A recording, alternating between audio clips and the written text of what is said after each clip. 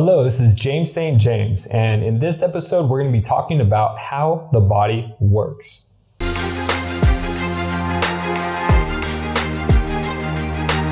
Join me on my journey as I integrate ancient and modern medicine to reverse engineer intuitive healing so that you can re-engineer your body and mind to live vibrantly once again.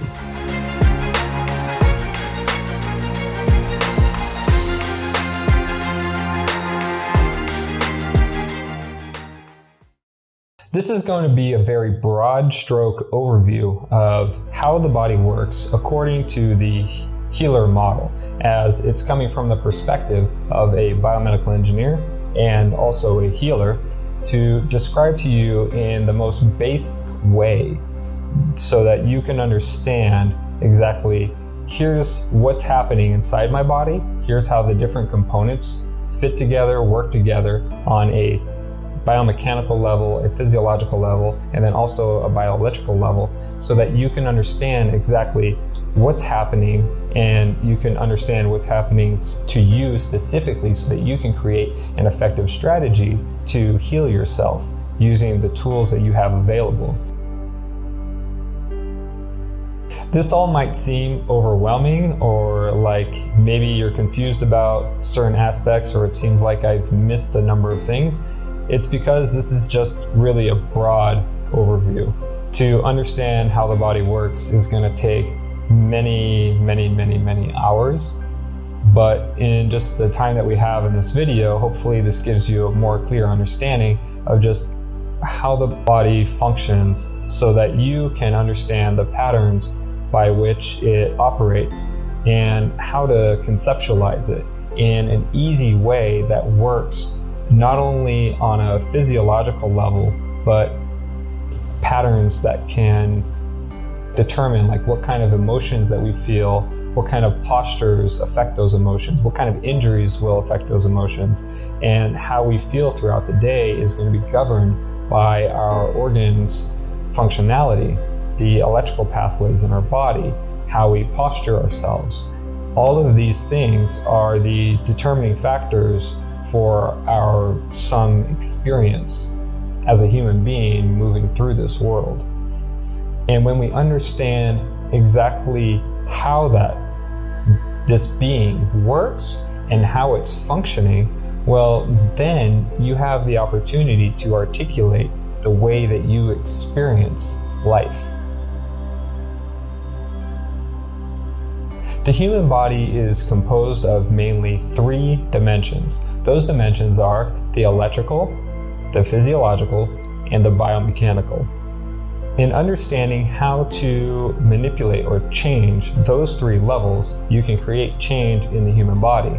An important thing to note is that when one thing changes, it also changes the other dimensions as well. So for example, if something changes mechanically in an organ, for example, say you had an injury and it caused bleeding in your liver, then it would be impossible for your liver to be performing on an electrical or chemical level in the same way because the damage is there physically.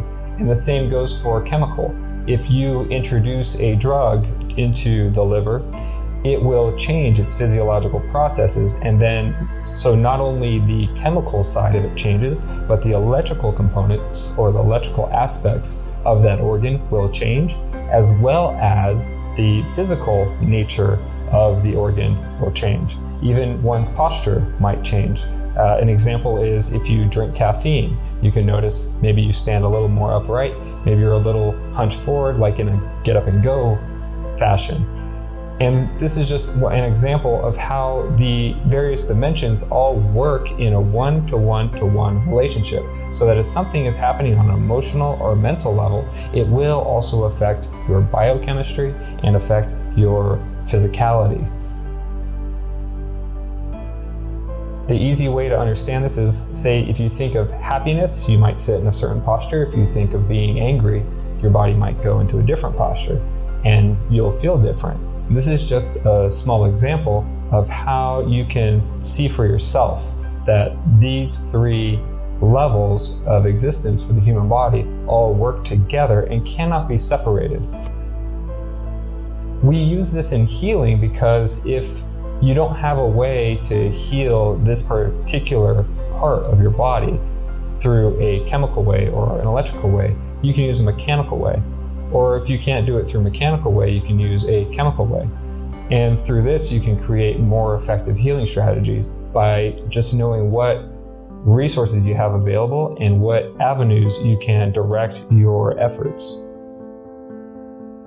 In each level, there are 6 elements that you should know. And these 6 elements are correlated with the 6 chakras of the body. The 6 chakras are earth, water, fire, air, light, and dark. And the order or the placement of the chakras isn't exactly necessary. I use the chakras mainly for reference points because there's a lot of things or aspects of the human body, the physiological system, the electrical components that all correlate to the chakras. But if we were to say something like, okay, yeah, let's go fix the chakra, that would be impossible. So just consider that a chakra is a reference point, and it's something that I've pulled from Ayurvedic medicine to just make it easier to conceptualize the different patterns in the human body so we can create quick and effective strategies. So once you understand the 6 chakras, these chakras in the physical body will appear in line. To look at it in the electrical way or the mechanical way, or how these chakras or these elements relate to one another, you have to look at it through an octahedron. And the octahedron is going to just show the relationships where each element is then connected via some kind of relationship to the other elements. Each of the 6 elements has a positive and negative side to it, not only on the electrical level, but also the chemical and the mechanical level as well. This is important when you're trying to understand the difference between, say, maybe a problem with your stomach and a problem with your spleen, which are both part of the earth chakra, but they have a negative and a positive aspect to them, which is going to create negative and positive charges through the body. To best understand how these 3 dimensions work together is to start with the extracellular matrix, otherwise known as the fascia in the body. The extracellular matrix is the basic structure composed of collagen fibers that interlink into a structure, or like a spider web almost, that goes throughout our entire body and connects every single tissue, whether it be bone or muscle or organs or skin. It connects everything, and in between the lattice of the structure, blood vessels and lymph vessels, water flow and nerve flow can all take place, which then go to nourish these cells in that particular tissue. Generally, cells, given a particular environment, tend to take care of themselves, as they are all self-contained and self-surviving biological mechanisms. The problem with our health when things don't function well is when those cells don't have the necessary inputs and outputs in order to make them healthy and allow them to be biologically sustainable and to maintain their equilibrium. When the cell goes out of equilibrium, it starts to hinder its performance and can even cause cell death. And that's where we start noticing things like a lack of performance in our cells. For an organ, the lack of performance would turn out to be a lack of physiological function. Maybe it can affect digestion or your energy levels. It can also affect emotions, which would be the electrical component. See, the extracellular matrix is where the physical, the chemical, and the electrical all interact with each other. On the mechanical side, the extracellular matrix is an interwoven structure of collagen fibers that have a piezoelectric property. What does that mean? It means that electricity not only runs through the collagen fibers, but it also, through movement, it's able to create electromagnetic forces as well. On the chemical side, this extracellular matrix allows for blood vessels, lymph vessels, water flow, and nerve flow to be able to move in and through the matrix itself and through those collagen fibers to engage and innervate those specific cells in that tissue. Through the innervation of the blood vessels, the nerves, the lymph flow, and the water flow to these cells in any particular tissue, that tissue is going to be able to perform its physiological function and also be able to maintain its homeostasis and stability. So this means that the structure for the extracellular matrix to be equally spaced and to be flexible is really important, or else the vessels cannot get through, the water cannot get through, the nutrients cannot get through, and the cells will begin to suffer. They'll lack performance and they'll lack their stability as well. When this happens, disease and things like that will set in. And in order to avoid that, the mechanical structure for the extracellular matrix is really important for it to be more spiderweb-like. And the spiderweb would be more like a Charlotte's web, where it's very geometrical. And when it's geometrical, it means that the vessels can get through easy, the nutrients can get through easy, the water can get through easy, and the cells can operate at their peak efficiency. Versus if it's damaged, kind of like stuck together. You think of something like cobweb, and cobweb is just kind of like a mess of things, and like the blood vessels and everything just can't even get through. The cells get trapped and they start kind of sitting in their own toxins that they're producing, and they just aren't able to perform very well at all. When that happens on a massive scale, say within the tissue of one of your organs, you're going to lose a lot of functionality, whether it be digestive functionality or being able to process heavy metals or various types of food. That will go away, and that's not good. This is why the mechanical structure of the extracellular matrix is really important, and why we must maintain it to have a perfect lattice shape so that the cells can get the nutrients and what they need to operate and perform well, to avoid lack of performance. Because if it was in a tissue in an organ, say like the heart, you're going to start experiencing heart issues and cardiovascular diseases. So on the mechanical side, maintaining the structure of the extracellular matrix is really important. How this fits in chemically is that your physiology and the performance of each of those cells is going to be dependent on that flow. And so if a certain cell needs to create a protein, or it needs to create a process or an enzyme or some physiological component for the other cells, or even an electrical charge, then that cell wouldn't be able to do that if the structure has been crippled or has been damaged. So the physiology depends on the functionality of the structure, and the physiology is responsible for then producing the electrical component. In our organs specifically, the tissues are all have many physiological processes going on, and in biochemistry, for each molecular interaction, there's going to be some negative charge and some positive charge. These are going to be fluctuating throughout the various physiological pathways that are happening in that particular organ.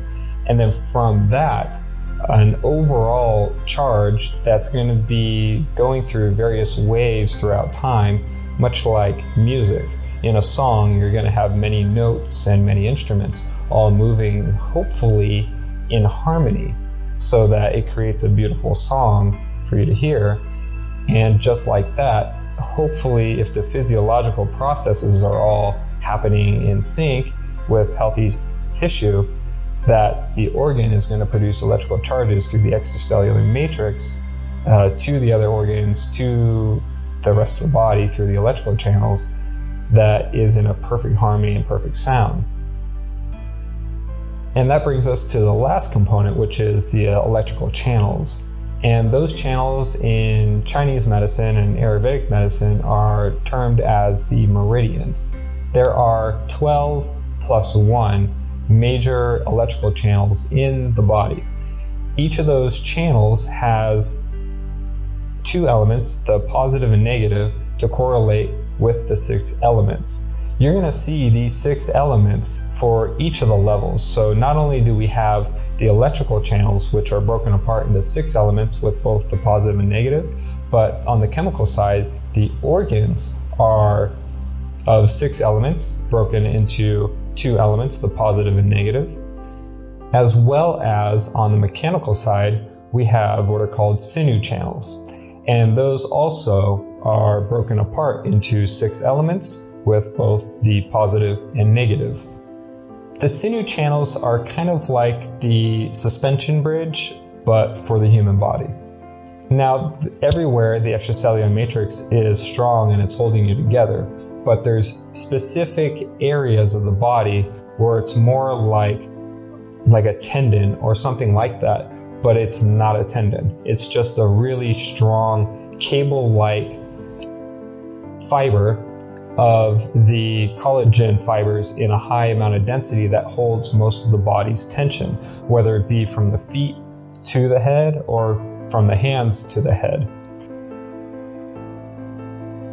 So that's briefly describes the 6 elements, the positive and negative aspects of those, and then how the different dimensions work together in those 6 elements.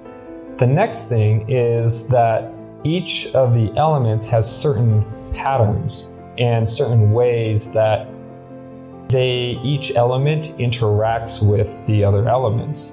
And to understand that, you just have to understand the relationships. For example, of a relationship, the liver, or the negative fire element organ, will create electrical charges that stimulate the light channel.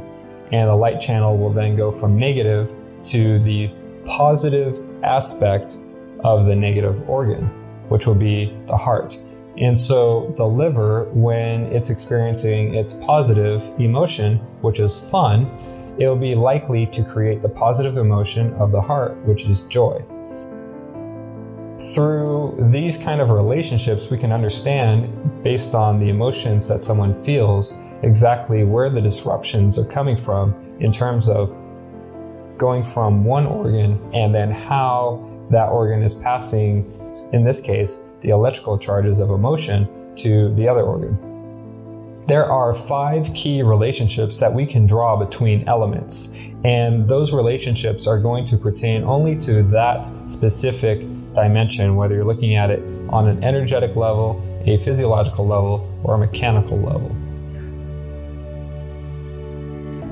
Those 5 elements are that it can give energy, it can take energy, it can balance, or it can support, it can place its damage upon that one, whatever the other element is.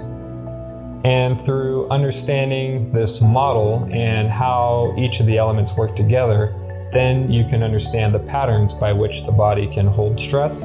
And by understanding the patterns by which it holds stress, you can then reverse engineer it to understand exactly in what way and in what points and what order to reverse that stress. When the stress gets reversed, and stress is this kind of ethereal concept that we've created just through our common day vernacular, but really if we were to boil stress down to a physiological or very scientific explanation, from the best that I understand, it would be the damage to our extracellular matrix, which is affecting and negatively impacting all sorts of things throughout our body on the chemical, physical, and electrical level.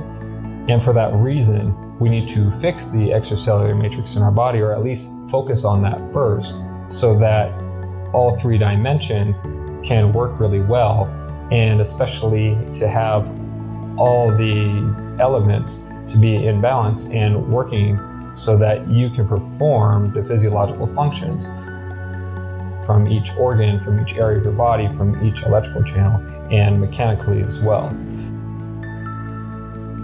So if the potential to learning how the body works so that you can understand how to fix the damage within you, within your body, within your organs, within your mind, so that you can live healthy and well once again, then please feel free to check out the other videos on this channel. We're going to be going a lot more in depth with the healing model, the model that I use to be able to understand the various elements, patterns, and the changes between the organs, the electrical channels, and also the physical body, and exact methodologies and techniques in order to fix whatever damage might be there efficiently and effectively. With that said, I wish you the best of luck in creating a new you. I hope you found this video useful. If you could think of someone who might benefit from this information, then please feel free to share this video or series with them.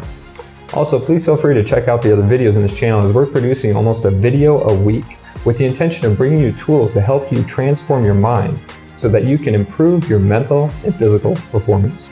If you would like to support our mission to provide mental wellness to the world, then please consider making a tax-deductible donation to the NutriPure Foundation, for which is a link in the description. And I look forward to helping you create a better you.